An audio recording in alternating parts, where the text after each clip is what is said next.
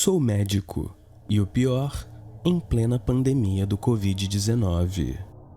Como se isso não bastasse, além do medo diário de me infectar e não ter um leito de UTI disponível, tenho uma filha adolescente que só me dá problemas. Trabalho numa cidade no interior de Goiás. Aqui, a pandemia teve um surto. Lotamos nossos respiradores e como somos poucos médicos, então tive que trabalhar quase sem parar. Como disse, tenho uma filha de 15 anos e por causa do isolamento social, ela ficava o dia todo sozinha em casa. Mas depois de um mês trancada, ela começou a ficar insuportável querendo sair.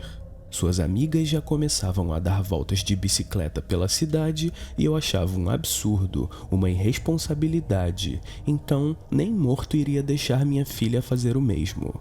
Mas minha cidade foi premiada com outra ocorrência estranha além do Covid-19.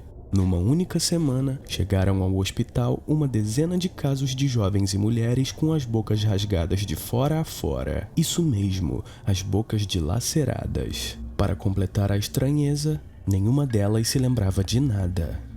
Eu, claro, tratava as feridas e nem me importava com o que estava acontecendo. Já era trabalho demais para poder me preocupar com os mistérios da cidade. Deixava esse trabalho para a polícia. Mas apesar da relutância, fui chamado à sala do diretor do hospital e ele me disse que era para eu ajudar o delegado que estava intrigado. Como poderiam uma dezena de mulheres terem as bocas rasgadas? Tentei recusar, mas o delegado estava tão perdido que não tive coragem. Ele me disse que não sabia nem por onde começar, afinal, nem sabia se aquilo se tratava de um crime. Não tinha ideia do que estava acontecendo. A primeira coisa que fiz foi verificar se aquilo poderia ser um sintoma de alguma doença como o novo coronavírus.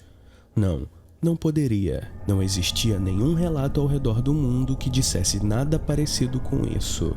A análise do tecido das bocas das mulheres também não revelou nenhum micro-organismo patológico. Aquilo não era uma doença. Durante minhas pesquisas sobre as mulheres com bocas rasgadas, me deparei com uma antiga lenda japonesa, a lenda da Kuchisaki Onna. Diziam os sites que existia um espírito surgido pela morte de mulheres dominadas pela vaidade. Esse espírito assumia a forma de uma mulher e vagava com uma máscara tampando sua boca rasgada. Quando encontravam suas vítimas, perguntavam: "Você me acha bonita?" Então, se a pessoa respondesse que sim, ela tirava a máscara e fazia outra pergunta: "E agora?" Todo mundo entrava em choque quando via quão horrorosa era aquela boca dilacerada. Sentindo esse receio e se enfurecendo por causa dele, a Kuchisaki Onna abria as bochechas das vítimas e apagava suas memórias. Tudo aquilo se encaixava perfeitamente no que acontecia, mas era surreal demais para ser verdade.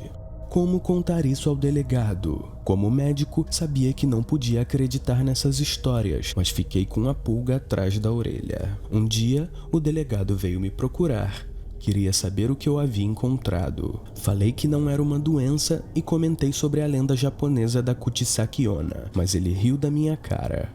Fiquei de muito mau humor nesse dia. Ele pedia minha ajuda e ainda me ridicularizava. Descontei todo esse meu ódio em minha filha quando ela me ligou pedindo para sair de casa pela 1000ª vez naquela semana. Não deveria ter feito isso. Eu sou cabeça dura e gosto de provar que estou certo. Quando o delegado me ridicularizou, decidi que iria provar que a tal da Kuchisaki Onna existia. Dessa forma, eu fiz algo ilegal e que poderia acabar com a minha vida se alguém descobrisse.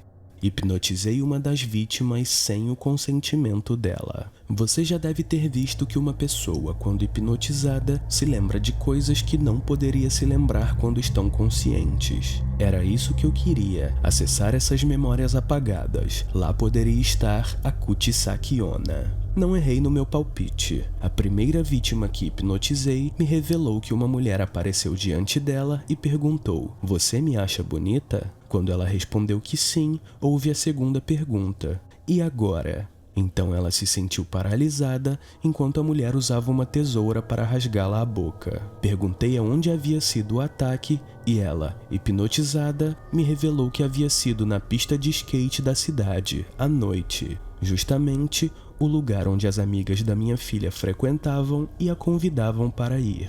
Agora eu sabia que era mesmo a Kuchisaki Onna que estava rasgando a boca das mulheres, mas o que poderia fazer? Se falasse que hipnotizei uma pessoa sem consentimento, iriam tirar minha licença médica, com certeza. Por incrível que pareça, decidi que não faria nada. Kuchisaki só estava atacando sempre que quisesse por causa da pandemia que forçava todos a usarem máscaras. Então, ela podia andar livremente sem chamar atenção. Quando tudo isso acabasse, não só o Covid-19 iria embora, como também esse espírito. Era só esperar. Eu não podia provar e nem precisava fazer nada. Que engano! Se eu soubesse o que iria acontecer...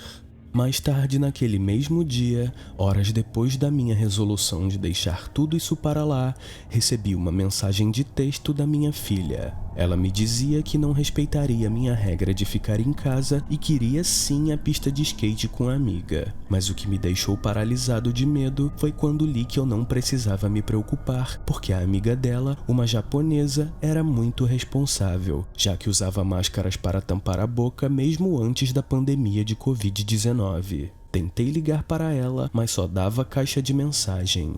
Desesperado, larguei meus pacientes, peguei o carro e dirigi até a pista de skate, mas não encontrei ninguém. Já quase de madrugada, me ligaram do hospital. Minha filha estava lá e sua boca tinha sido dilacerada.